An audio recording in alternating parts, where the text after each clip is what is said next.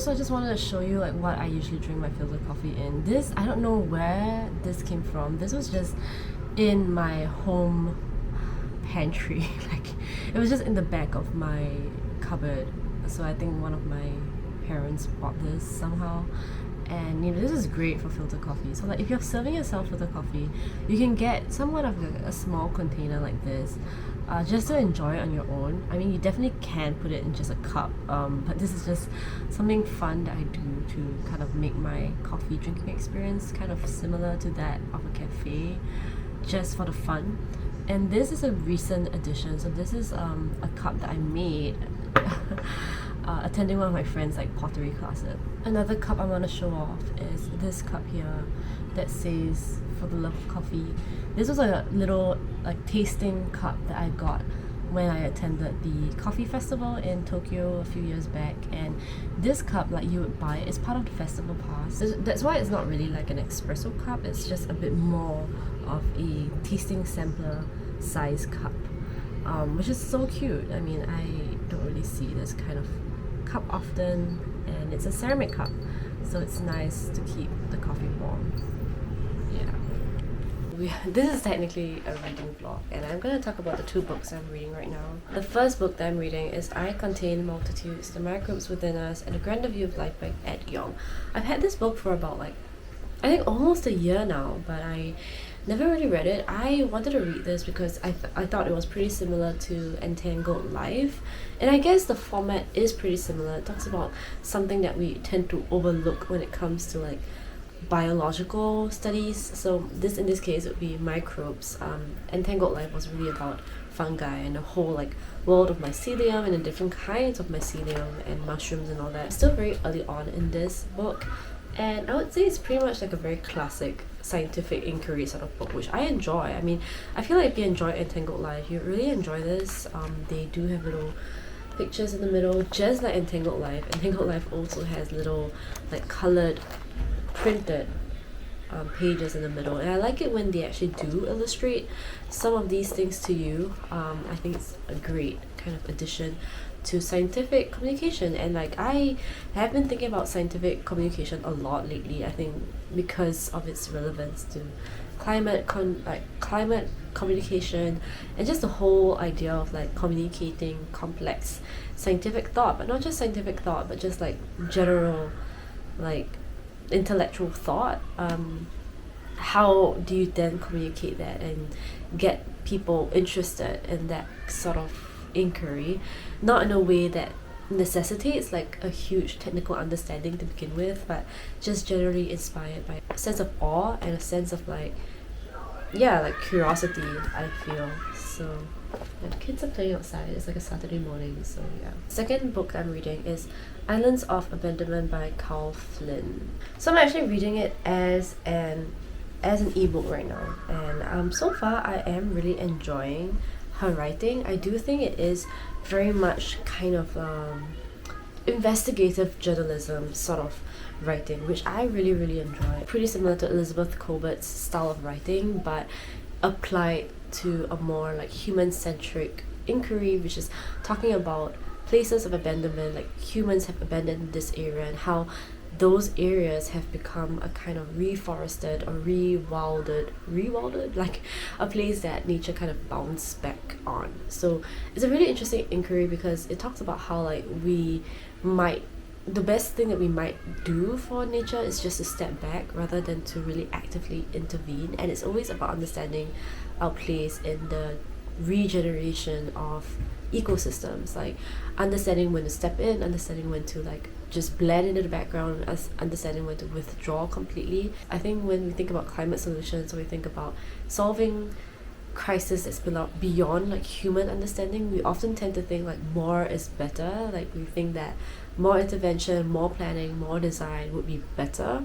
But sometimes it's about like understanding that humans can't really achieve everything, and that that nature has had its time to develop mechanisms that we don't quite understand. I mean, I also have been thinking about, you know, human design, and I just finished reading Donut Economics, and it talks about economics as design. So it was very design centric actually. It wasn't really very much like economics. It was really about like approaching society as a design experiment, which I thought was so interesting. Humans as designers, that we tend to have this kind of control over, like this desire of control over how things are organized and structured. But I think once you realize that things just aren't structured the way you think they are, I think it opens up a lot of possibilities for how solutions might emerge, or like how new equilibriums could exist without us in the picture. I think it's also really interesting to think about post-apocalyptic places, or kind of places of margins, and to think about how we can really exist within those liminal spaces as much as we can, because I feel like that's what we need moving forward. And also thinking about the whole biological thing, I guess that also brings me back to like books like these, about like I Contain Multitudes, about microbes, and even about fungi, and about how the way that we think of kind of ecosystems, like ecological ways of being. I mean, even like lichens, people don't really know how to classify them, and there's just so many things that we can't classify, like what exactly is an individual entity, and how is it that we can study things in isolation, whereas actually we should be studying things in systems, and we should study things as like a constant negotiation of change. That is something that actually Kate Raworth talks about in economics as well, which I thought was so interesting, that the methodology was pretty much the same. It was about like being able to approach things with an open mind for change, an open mind to welcome change, rather than to design things like top down. It's to design a whole system of resilience that allows, you know, things, people, like forces to kind of interact and result in things that could potentially be better. And if it's worse, then you just kind of change things along the way and try to deal with the damage in a way, like you actually build the damage into your system. Like you build the resilience into your system, that it can take a certain amount of damage without really harming people within it, or harming the things in it, which I thought was a great way of thinking when it came to like how do we then handle situations, or how do we really approach like big things. Like, I mean, not just even big things like economics, but how do you even run like small things? Like, how do you even run a small business? How do you even run like communication with your friends? I mean, I think that these things are all relevant in a way. So those are the two books that I'll be reading today, and we'll see what happens at the end of the day, I guess, once I read a bit further. I will continue with Islands of Abandonment. I think that has been capturing my interest a lot more than I Contain Multitudes, but that's fine. Yeah, I just overall think it's really interesting, but I would have liked if there were a bit more pictures with her writing, because her writing is so descriptive, but it's just so hard to, you know, imagine things, because these things actually exist in real life. So I found myself kind of Googling a lot of these places as I read the book, so that I have a sort of image to keep in mind. I don't know whether that would be a better way to enjoy the book, but I just felt like I didn't want to just let the words gloss over without really attaching them to a real place, because the fact that these places are real is what really matters, right? Like the fact that these places were abandoned, sort of considered as dangerous for humans, but now have been reclaimed by nature. Yeah, I want to know how these places look like. Okay, so that's it for this morning check-in. We'll see what goes on later in the day.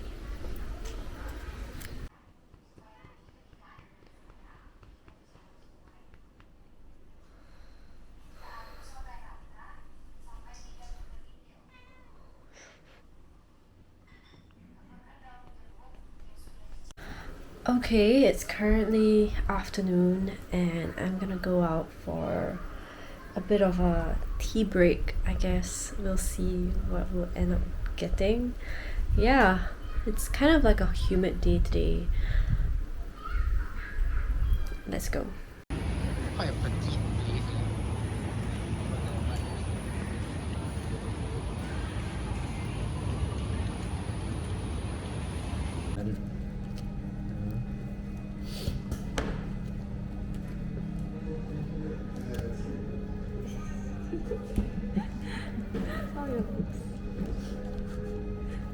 The big one.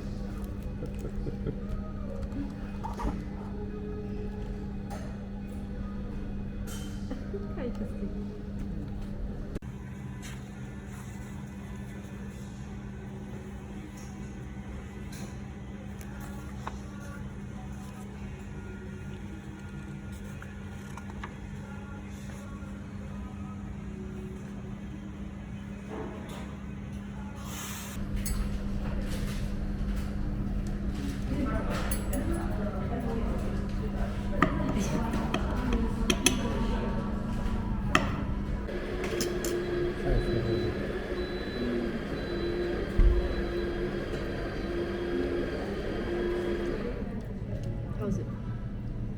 Oh, wood, right? No, like things like ham. you know? Ham?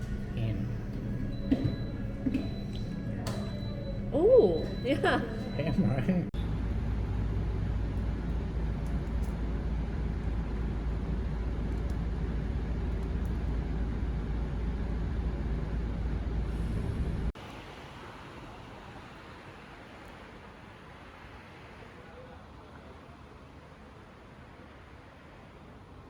Okay, hi, I'm back at home and no one's home for dinner, so I am gonna be making my own dinner. I have some tempeh here that my mom brought back from Indo. I'm gonna fry up a little bit of that. Fortunately, I actually passed by like a Korean tok shop, like a rice cake shop, and I've been wanting to get their rice cakes for the longest time, but they are only open during specific times. So I finally managed to buy a whole bunch of different rice cakes. This is soy, I think it's like the soy powder, I don't know what to call it. One thing I like about reading on an ebook is that I get to read the ebook in places where I otherwise would not bring my book into, i.e. the kitchen. So as you can tell, like, it's not that my iPad is spill proof, but rather it is a lot easier to handle than, say, you know, a stain on my book. In that case, I will never be able to get rid of the stain, whereas here I can just kind of like wipe it off, although it's not ideal, but that's what I usually do.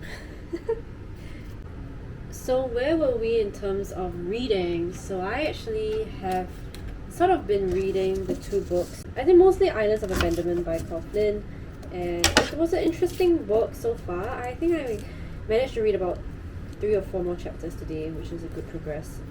Good progress in my opinion.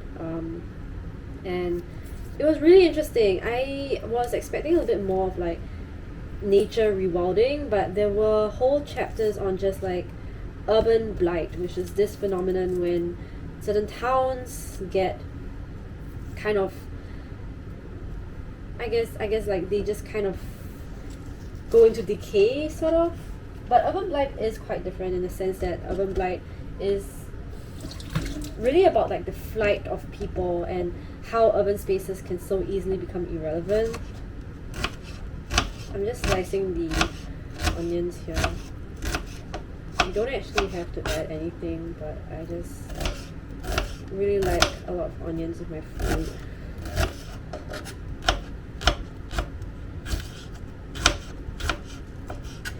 And I just thought the idea of industrialization, like towns that were only really possible because of industrialization, I thought that was a really interesting thing that I've never really considered before, that like whole towns could be made irrelevant just by the fact that certain industries just become irrelevant. So in this case, there were certain car manufacturing towns, as well as like some energy manufacturing, like chemical manufacturing places that sort of became unused because of like these chemicals being phased out, or the area becoming so toxic because of all these substances that are obviously very toxic.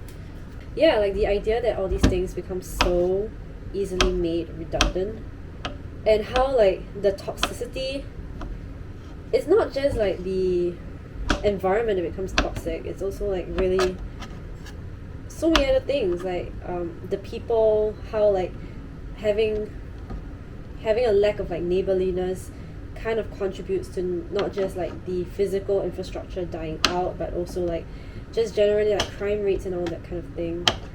And that kind of reminds me of like a book that I did read earlier on, which was I think Street Fight, or was it like Happy Cities or something like that.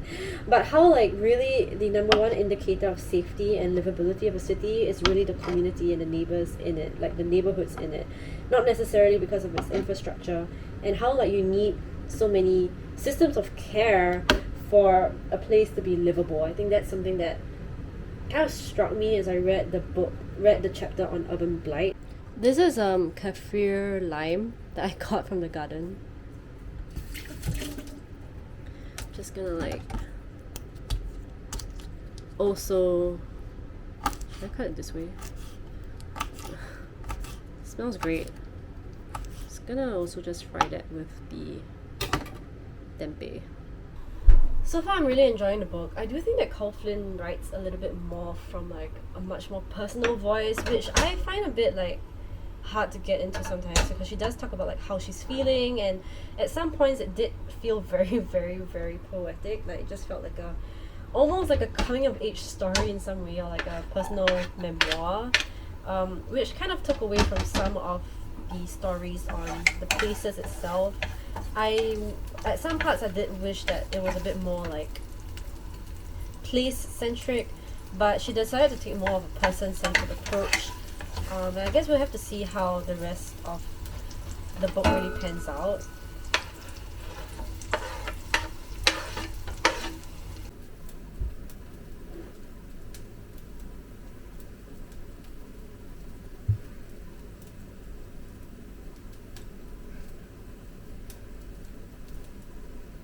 Here's my dinner. That's the tempeh, the acetabejo.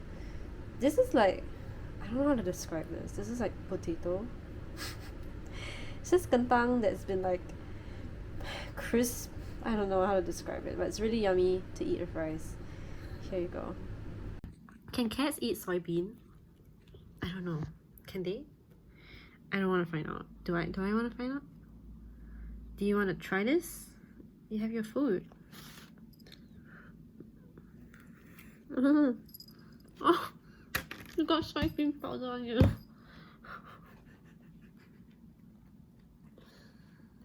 So, Ethos Books actually sent me something, as you can tell. Agent P is currently sitting on it. Let me just get her off. Yes, Ethos Books is actually partnering with Aesop, and they are doing this like women's library at their branch. So they did tell me that Aesop has done other similar libraries in other countries. So in Taiwan they have like a queer library in their stores, if I'm not wrong. Here they're doing a women's library, and they actually got Ethos to have a whole list of books that they're going to put on their shelves. So they reached out to me to come up with my own picks from their list, and here are some of my books that I would recommend. So the first two are poetry books. This is The Orchid Folios by Mok Zining, and this is Gaze Back by Marilyn Tan. So these two have very different vibes. This is really about like the grotesque in femininity, digging deep into the religious, spiritual, almost like witchy parts of feminism, witchy parts of like femininity, and kind of going deep into the whole like reclaiming back your sexuality. Whereas this is kind of a mix, taking inspiration from the image of the orchid, kind of growing into a plant, kind of pruning, taking care of the plant, and just reflecting on how Singapore is, as well as a country, somewhat artificial, somewhat manufactured. It's got very artificial beauty that you see in the city. So that's the poetry. That's what I find the most remarkable about this poetry collection. It does talk a little bit more about the colonized image of Singapore. This is Growing Up Perempuan, which is co-published by Aware, and this is really like a collection of short stories. Some of the stories here are pretty difficult to read because these are some stories of like discrimination, not just as a woman but also as minority race here in Singapore, mostly the Malay community here in Singapore. Yeah, and some of it's quite difficult. I mean, some of the struggles here are religious, some of them are racial, and a lot of it really talks about like the kind of everyday psychological battles that women of minorities have to face in Singapore. And the last book I have here is Making Kin, and this is about ecofeminism. But I've talked a lot about this book on my channel before. I like it, but again, like when I was reading it, I didn't really feel that it was the most applicable to everyone, but I do think it is quite relevant today when we think about ecological ways of thinking in Singapore, specifically from a feminist approach. I still think it's very preliminary, like the ideas here, but it's a good start, and I like that. I like how it's exploratory in that way, so that is my last recommendation in that list. Did they know that I like orange? Is it just a coincidence? I don't know, I love the color orange. Oh, it smells nice. I will be going down to check out the store myself, so maybe I'll see some of you there. Yeah.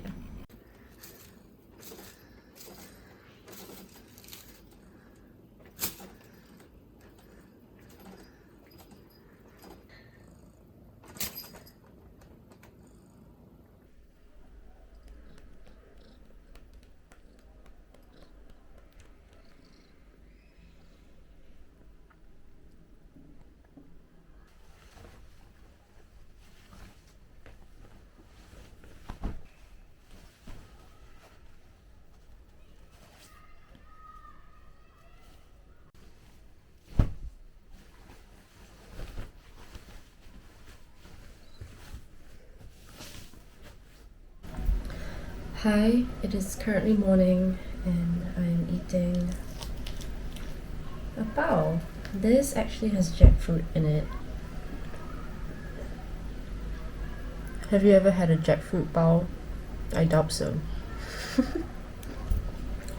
I've been reading Islands of Abandonment by Cal Flynn, and I'm currently on the chapter chapter 10 now. So I have about 3 more chapters before the end of the book. But also this book is more of a exploration type of book. It doesn't really have a lot of parts of it that's really like here's some food for thought. It's really just more of here are all these different examples, and there's some moments where the author does give a little bit more food for thought, like gives you some bigger idea to think about, but ideas that would come out of these examples would probably come more from the reader themselves. I feel the themes that the author is exploring are pretty unique. You know, the themes are pretty unique and they're pretty relevant. I mean, ideas about like what it means to be domesticated, which is the chapter I'm reading now, about like a certain herd of cattle being left to the wilderness. Like what happens to animals that were once domesticated and then left to their own devices? What does it mean for human intervention in ecological sites? Like, is it possible to preserve ecologies, like ecosystems, as pristine as they were before like human intervention? Like, is that even possible? Should we then think of ecosystems as being intrinsically kind of disturbed by humans? Like, how should we handle that, and what really is native, what really is invasive? I think this is something that I've seen come up in biodiversity questions around, like in Singapore as well. Like, what do you consider invasive species, what do you consider kind of like native species, and what can we cultivate here in this land? This was a zine that I made. I think it was inspired by these ideas, like in a very preliminary way, without even realizing it. I don't know why I was thinking about all these things about like species and humans being an invasive species, because I think that magazine that I was making a zine from had an entire feature on invasive species. But in my mind then, I thought that the most invasive species was like humankind, right? So the first page says good morning, but morning isn't like grieving. Took out all the different deadlines that I could see in the article. I just cut them all out and I just kind of put them all together. And I think the article was actually talking about the deadline effect. So I thought it was really funny that this idea of a deadline became so prominent in the way that we think about productivity and the way that we think about like time, and so that was the deadline effect.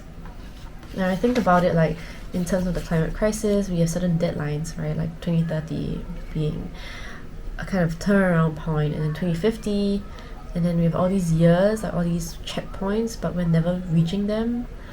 And then afterwards I have the big reveal, and that just shows that there's just no way of nuancing something that is just complex. Like, we're just so obsessed with nuancing everything that it just becomes kind of a parody of itself.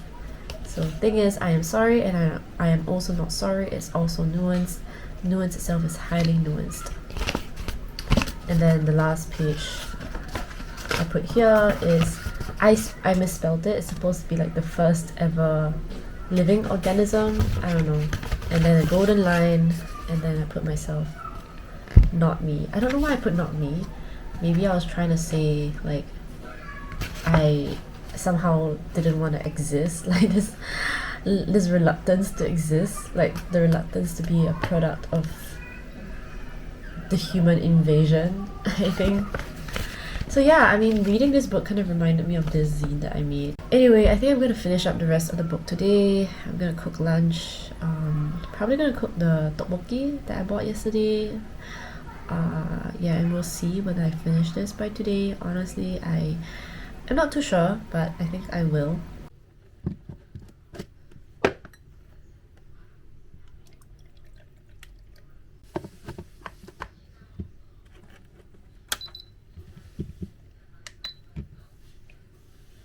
Okay, I have just finished reading the entire book. One very interesting part about this book is that it's really descriptive, very vivid. Some parts it felt almost unreal, and I guess that's also the effect that she was going for. I mean, she definitely wanted to emphasize how different these places are, kind of like thinking about how these could be places of like apocalypse, but also of like, I guess, some kind of utopia that already exists today. Writing wise, I do think the voice is pretty strong. Like the author's personal voice is pretty strong in this one.